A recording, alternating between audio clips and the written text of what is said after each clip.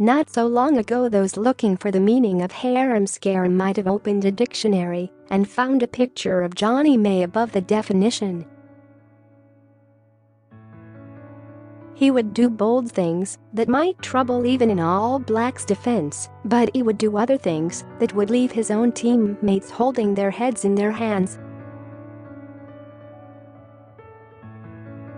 At the turn of this year, Rugby World noted there was a time when Jonny May was rugby's version of the 1980s toy micro machines.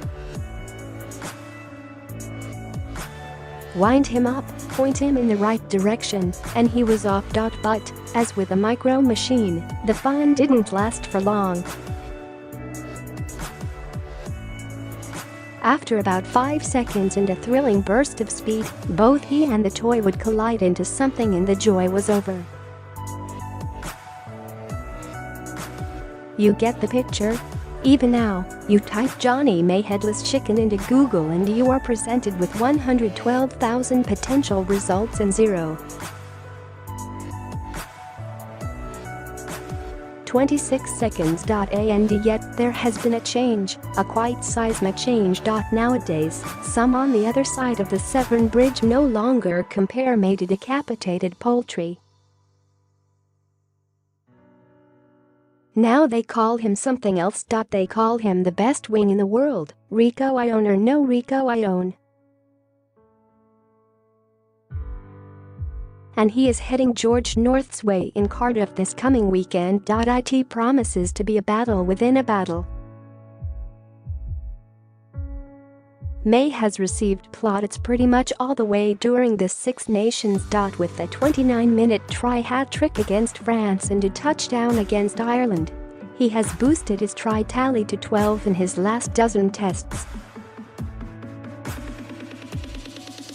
For the avoidance of doubt, that is some strike rate. And the scores have been deserved, with May chasing everything and using his pace to cause problems for the position.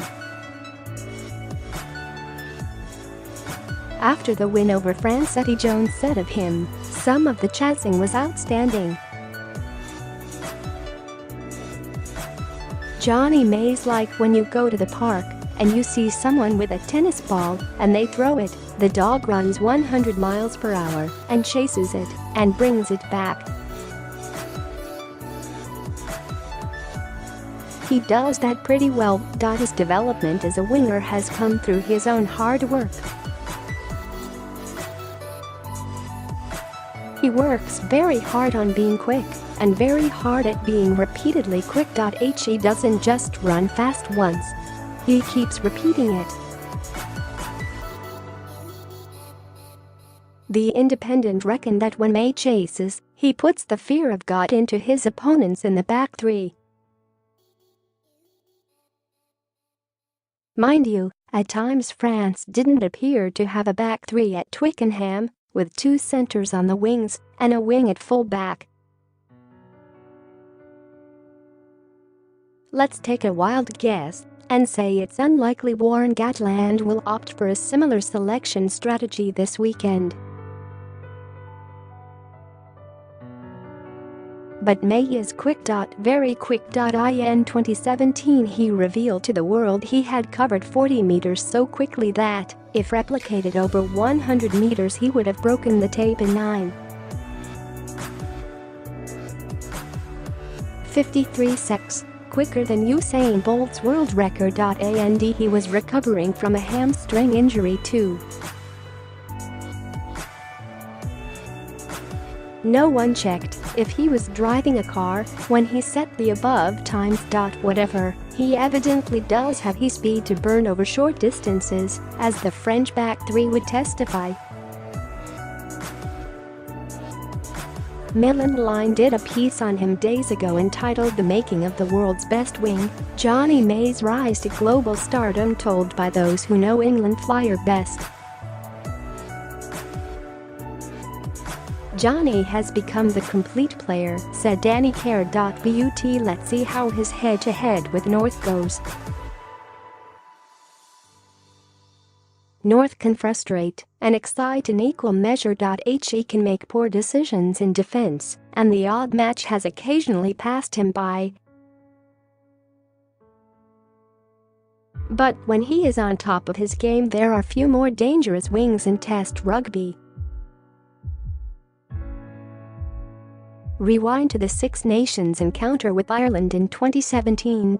North had been dreadful against Scotland in his previous game, and criticism had come in from all quarters.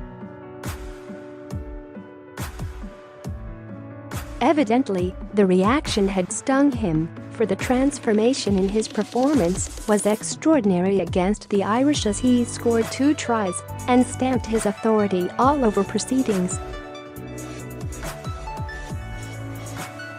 There were rampaging charges, aggressive tackles, clean breaks, multiple defenders beaten. It was a performance of huge stature. In the first test against New Zealand the previous summer, he had been on the same beat, making a series of powerful breaks that earned huge yardage for his side. His opponent that day, Julian Savia, aka the Bus, was made to look like a pushback. As so often is the case, both North and May will need backup. England's battery of kickers did their stuff superbly to put pressure on France's wings and full-back in London in round 2, and they will look to pressure North, Liam Williams and Josh Adams in Cardiff. But can Wales do the same to May? "I still think Jonny May is on a honeymoon period," said the pundit and former Test fly half Jonathan Davies on BBC Wales' Scrum V programme. In front of 74,000 people, we'll put the ball behind him in the air, and we'll see if the headless chicken comes back or if it's the world-class winger. That's what international rugby is all about. You put people under pressure and you test them on the day. Nor is North's 38 tries in 83 tests to be dismissed lightly.